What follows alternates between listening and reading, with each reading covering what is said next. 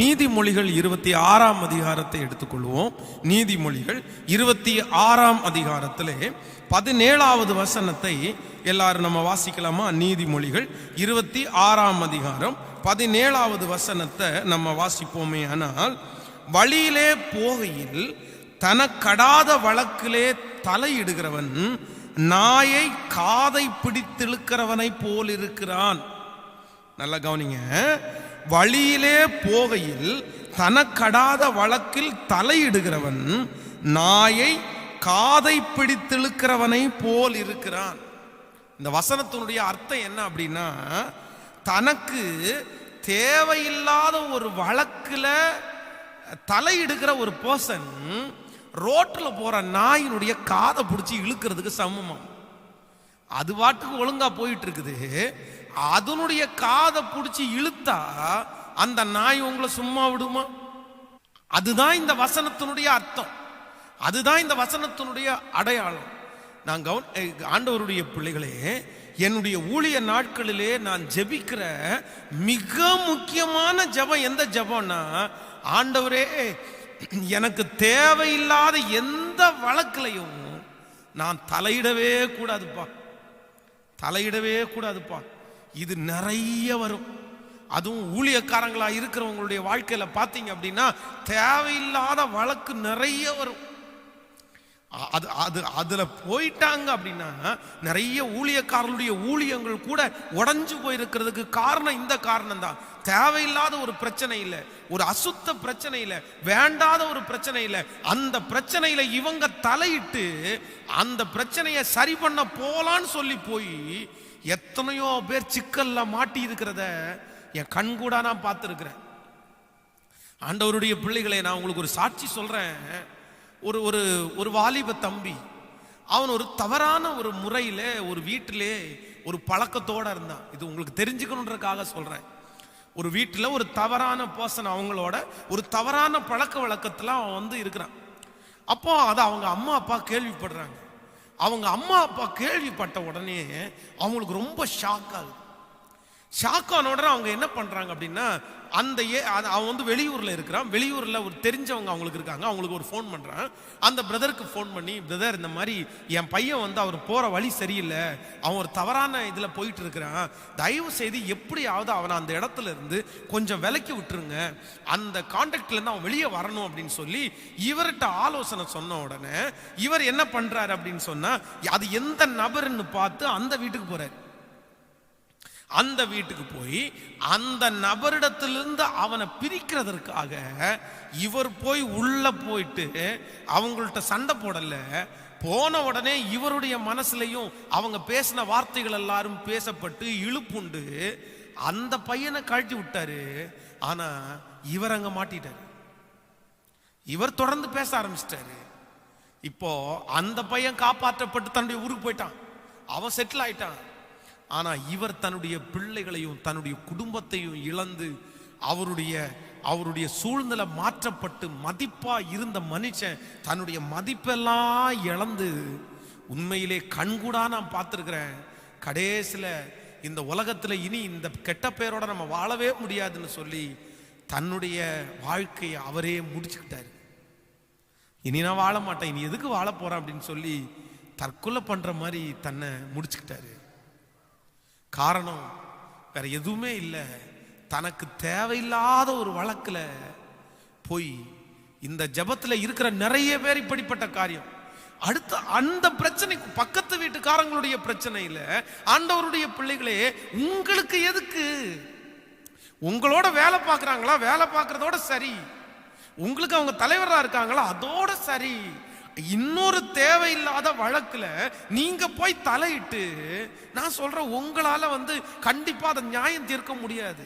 அவங்களுக்கு ஒரு ஆலோசனை சொல்லலாம், ஒரு ஜெபம் பண்ணலாம், சரி நான் அவங்களுக்காக ஜெபம் பண்ணிக்கிறேன், ஆண்டவரை தேடுங்க, ஆண்டவர் உங்களை இது பார்ப்பாரு அப்படின்னு சொல்றத, ஆண்டவரை கைட் பண்றதை விட்டுப்புட்டு, கடன் வாங்கினியா, அது ஒன்றும் பிரச்சனை இல்லை, நான் ஒரு இடத்துல உன்னை ஜாயின் பண்ணி விடுறேன், நான் வேணா ஜாமீன் கையெழுத்து போட்டுடுறேன், நீ வேணா ஒரு 5 லட்சம் ரூபா வாங்கிக்கோ, 10 லட்சம் ரூபா வாங்கிக்கோ அப்படின்னு சொல்லி தேவையே இல்லாத அந்த மனுஷனுடைய கையில இவங்க போய் விழுந்து அந்த பணத்தை அந்த மனுஷன் கட்டாம இப்போ இவங்க கஷ்டப்பட்டு சம்பாதிக்கிற பணத்தை இவங்க கட்ட வேண்டியது இருக்கு இன்னொருத்தருக்காக. ஆண்டவருடைய பிள்ளைகளை நினைச்சா நிறைய நேரத்துல வருத்தமா இருக்குது. சபை ஜனங்களை பார்க்கும்போது அவ்வளோ கஷ்டமா இருக்கு. நீங்க சபை ஜனங்கள் எல்லாம் கொண்டு வந்து பேசுறத பார்க்கும்போது, அவங்க பிரச்சனையை பார்க்கும்போது சில நேரத்துல வருத்தமா இருக்கு, சில நேரத்துல கோபமா வருது. எதுக்கு இதெல்லாம்? எதுக்கு இதெல்லாம்? அடுத்தவங்க குடும்பத்துல உங்களுக்கு என்ன வேலை? அடுத்தவங்க பிரச்சனையில உங்க வேலை, அது அவங்க பாடு, அவங்க பார்த்துக்குவாங்க. ஆண்டவரை காமிங்க, ஆண்டவரை காமிங்க, ஆண்டவரை சொல்லி கொடுங்க, பைபிளை சொல்லி கொடுங்க, ஏசப்பாவை சொல்லி கொடுங்கன்னா இவங்க என்ன இயேசு கிறிஸ்து மாதிரி கையை விரிச்சிட்டு வாங்க வாங்க வருத்தப்பட்டு பாரம் சுமக்கிறவர்களே நீங்கள் எல்லாரும் பென்சிடத்தில் வாருங்கள், இல்லைன்னா உங்க பேரை சொல்லி எங்கிட்ட வாருங்க அப்படின்னு எல்லாரையும் கூப்பிட்டு கடைசியில் வந்து சிக்கல்ல மாட்டிக்கிறது. நீங்க என்ன இயேசு கிறிஸ்துவா? நம்ம என்ன இயேசு கிறிஸ்துவா? சொல்லுங்க. வருத்தப்பட்டு பாரம் சுமக்கிற நீங்க எல்லாம் அவரிடத்துல போங்கன்னு தான் நீங்க சொல்லணும். ஆண்டவரிடத்துல போங்க. உங்களை வருத்தப்படுத்துறதுக்காக சொல்லல. உங்களுக்கு தேவையில்லாத வழக்கில் இனியாவது ஆண்டவருடைய பிள்ளைங்க தலையிடவே தலையிடாதீங்க. அவங்கவுங்க வாழ்க்கையை அவங்கவுங்க அழகாய் பார்த்துக்குவாங்க. நான் ஒரு விஷயம் ஒரு மிஸ்டேக் பண்ணிட்டேன். என்ன அப்படின்னா, ஒரு கல்யாண வீடு ஒன்று நடந்துட்டு இருக்குது. அந்த கல்யாண வீட்டுக்கு நான் உள்ளே போயிட்டு நான் வெளியே வர்றேன். நானும் இன்னொரு பிரதரும் வெளியே வரோம். வெளியே வரும்போது ஒரு பெரிய கூட்டம் இருக்குது. ஒரு பையன் வந்து வெளியே வாசலில் நின்றுட்டு அவன் பழத்தை வந்து உரிச்சு சாப்பிட்றான். இந்த பழத்தை உரிச்சு அவன் சாப்பிடும்போது, பழத்தை உரிச்சு அவன் சாப்பிட்டுட்டு அந்த தோலை வந்து ஸ்டைலாக அப்படியே தூக்கி அப்படியே போட்டான். அவன் தூக்கி போட்ட அந்த பழத்தோல் கரெக்டா ரோட்ல போய் விழுது. ஒரு பெரியவர் அப்பதான் நடந்து வர்றாரு. அந்த பெரியவர் நடந்து வரும்போது அவருடைய கால் வைக்கிறாரு, வழுக்கிருச்சு. ஆனா அவர் நின்னுட்டார். அவர் என்னடா இப்படின்னு சொல்லிட்டு அவர் போயிட்டார். போட்ட அந்த பையனை நான் பார்த்துட்டேன். வாசன் சின்ன பையன், குட்டி பையன். நான் அவன்கிட்ட சொன்னேன், டேய் தம்பி, அந்த வாழைப்பழ தோலை எடுத்து குப்பை தொட்டியில போட்டுறா, ஏன்டா இப்படி பண்ற அப்படின்னு சொல்லிட்டு சொன்னேன். சொன்ன உடனே அவனுக்கு என்ன நினைச்சான்னு தெரியல, அதெல்லாம் போட முடியாதுன்ட்டான். எனக்கு கோபம் வந்துச்சு. என்னடா இப்படி இந்த பையன் இப்படி சொல்றான், சின்ன பையன். நம்ம வந்து சர்ச்சில் யார் சொன்னாலும் கேட்பாங்களே, இவன் கேட்காத உடனே நம்மள அவனுக்கு தெரியாது, கேட்கல, அது தெரியல எனக்கு. நான் உடனே என்ன பண்ணிட்டேன் தெரியுமா, அந்த பழத்தோலை எடுத்து உன் பாக்கெட்டில் வைக்கிறேன் பாரு, பழத்தோட உன் பாக்கெட்டில் வைக்கிறேன் பாரு, இப்பதான் நீ கொண்டு போடுவேன்னு சொன்ன உடனே அவன் பயங்கரமா கோபமாயிட்டான்.